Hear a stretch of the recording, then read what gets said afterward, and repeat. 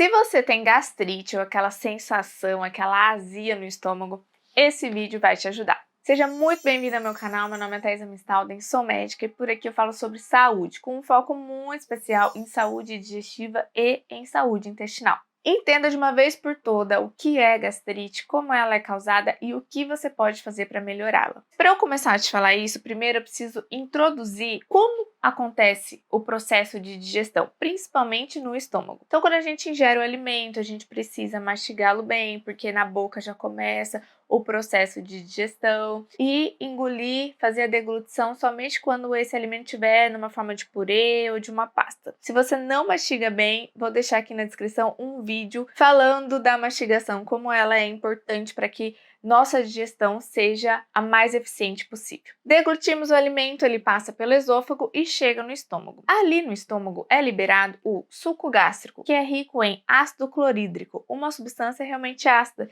de pH 1, 2 até 3. E ao contrário do que a maioria das pessoas pensam, é importante que essa substância seja ácida, porque ela tem inúmeras funções ali no estômago. Uma delas é quando a gente ingere alguma toxina, por exemplo, junto com os alimentos, o ácido do estômago tem a função de nos proteger contra isso. Então, quando essa toxina entra em contato com o ácido, ela é degradada, ela é inativada, por exemplo. Ou esse ácido também tem a função de não deixar com que bactérias que a gente acaba deglutindo junto com o alimento se prolifere demasiadamente. Então, ele é uma barreira de proteção contra o crescimento excessivo de bactérias. Ela também é importantíssimo para que tenhamos uma boa absorção de vitamina B12, porque a vitamina B12 precisa se ligar a um fator que chama fator intrínseco para que ela consiga ser absorvida no intestino. Essa ligação do fator intrínseco com a vitamina B12 precisa da acidez do estômago para acontecer. Além disso, a acidez é muito importante para que tenhamos uma boa digestão dos alimentos, principalmente quando estamos falando de proteína. O estômago libera uma enzima chamada pepsinogênio, que está na sua forma inativa, e ela precisa entrar em contato com o ácido para ficar na sua forma ativa, que é a pepsina. Então, o ácido do estômago transforma pepsinogênio em pepsina, e essa substância começa a digestão de proteínas. Então, se a gente não tem uma boa quantidade de ácido no estômago, esse pepsinogênio não vira pepsina e não digere bem proteínas. E daí a gente pode ter um déficit de absorção de proteína no intestino.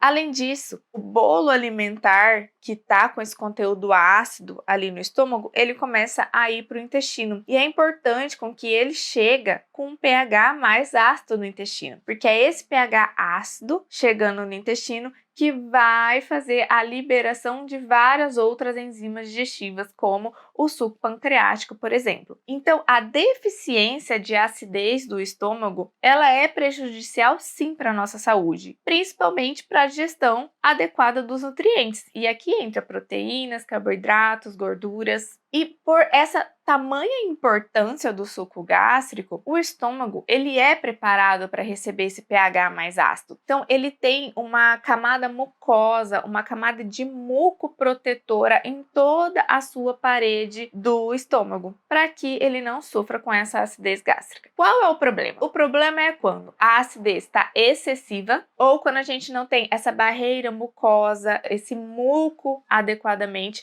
para fazer a proteção da parede do estômago. Daí, a gente pode levar ao quadro de gastrite, que é uma inflamação na parede do estômago. E o que pode causar isso? A infecção de uma bactéria oportunista, por exemplo, no estômago, chamada de H. pylori, pode levar ao desenvolvimento de gastrite, ou um estilo de vida desregrado, com consumo de drogas, de álcool, com tabagismo, uma vida muito estressante, e daí a gente pode predispor ao desenvolvimento da gastrite pelo excesso de estresse, pelo consumo de alguns medicamentos, como por exemplo anti-inflamatórios não hormonais, seria o caso da aspirina, do ibuprofeno, por exemplo, porque esse anti-inflamatório ele diminui a produção de muco do estômago, diminuindo então a proteção da parede do estômago contra essa acidez. Ou pode ser por uma doença autoimune, que o sistema imunológico produz anticorpos que vão destruir as células do estômago. Além disso, e é aqui que eu quero a sua atenção, a gastrite pode estar correlacionado com alergias alimentares. E para que você entenda essa relação, eu preciso explicar mais uma coisa. O suco gástrico, ele é liberado principalmente quando a gente tem a liberação de 3 moléculas: a gastrina, a acetilcolina ou a histamina. E a histamina é a que mais aumenta a produção do ácido no estômago, ou seja, a secreção do suco gástrico no estômago. E essa histamina, ela é liberada quando a gente tem alguma alergia. Então, por exemplo, se você ingere um alimento que você é alérgico, as suas células do sistema imunológico, os mastócitos, eles vão liberar bastante histamina. E essa histamina vai lá no estômago e vai liberar a secreção do suco gástrico. Tanto é que quando você está com alguma alergia, você toma um medicamento que chama antihistamínico para diminuir essa produção de histamina. E por que que aqui é tão importante? Porque hoje em dia vemos uma grande quantidade do desenvolvimento de gastrite devido a alergias alimentares. E o tratamento da gastrite mais preconizado é a instituição de um medicamento chamado inibidor de bomba de prótons, que vai diminuir a acidez do estômago. Nessa classe de medicação entra o omeprazol, pantoprazol, isomeprazol, os prazóis da vida. Só que às vezes você tem uma alergia alimentar, você está produzindo muito ácido no seu estômago, que está fazendo uma lesão na parede do seu estômago e fazendo com que você desenvolva a gastrite e todo o incômodo que vem junto dela, e você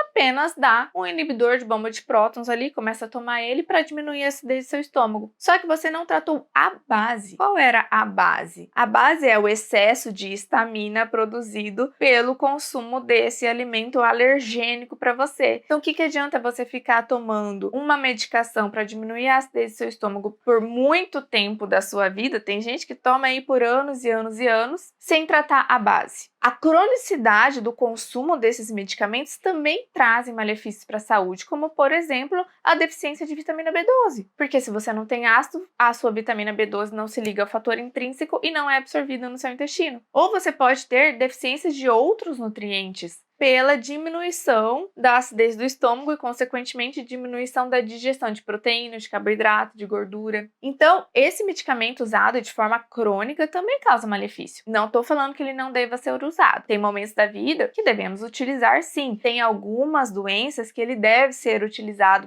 por muito tempo, por muitos anos. Porém, não é o que eu vejo por aí. O que eu vejo por aí é: tem gastrite, então toma omeprazol, toma os prazóis da vida e para sempre, e não trata a causa. E os alimentos mais potencialmente alergênicos que levam à maior produção de histamina são ovos, leite, farinha de trigo, e aqui uma atenção especial a ela, porque ela é o que mais está correlacionado com alergias alimentares, oleaginosas, amendoim e frutos do mar. O Consenso Brasileiro sobre Alergia Alimentar de 2018 fala que esses alimentos podem estar sim correlacionados com gastrite e esofagite.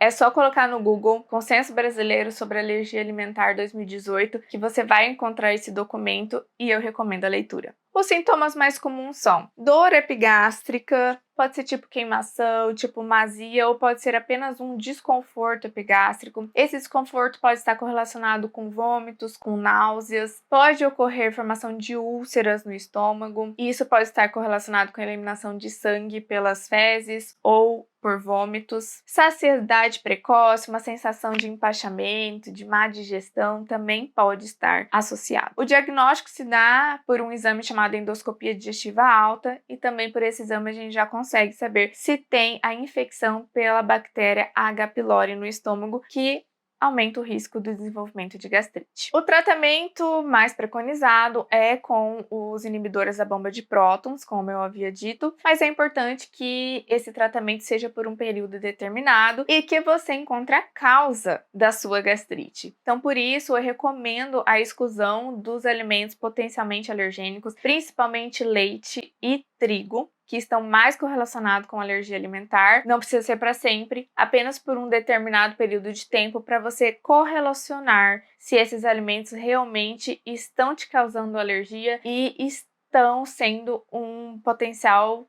desencadeador da gastrite. Faça o teste e veja como a sua vida vai mudar. Também é importante retirar café, bebidas alcoólicas, refrigerantes, chocolate. Se você tiver muita vontade de comer chocolate, coma quantidades pequenas e principalmente após grandes refeições, então após almoço e jantar, porque esse chocolate vai se misturar com os outros alimentos. Bom, refrigerante e álcool numa vida saudável, ele também não deve estar presente todos os dias, né? Ou em uma frequência grande. Então, você vai ter benefícios de retirar esses produtos também para várias outras questões da sua saúde. Eu trabalho muito com substâncias que aumentam a proteção do estômago, então que aumentam a produção desse muco, da mucosa gástrica, não fazendo com que tenhamos esses desconfortos por causa da acidez do estômago. Então eu gosto muito da espinheira santa, pode ser em forma de chá, pode ser em forma de cápsula ou pode ser em tintura digestiva também. Aloe vera, muito legal, alecrim, guaçatonga, erva doce. A instituição também de enzimas digestivas para melhorar a sua digestão, para que ela seja mais eficiente e com uma velocidade mais adequada, também é muito importante em alguns casos. Se você gostou desse vídeo, não esqueça de dar o seu like, de compartilhar com uma pessoa que pode ajudar a diminuir todos esses desconfortos, esses sintomas que incomodam tanto a nossa qualidade de vida. Se inscreve no canal, ativa o sininho que eu tô aqui toda semana com vários vídeos legais para você. Um beijo e até o próximo vídeo.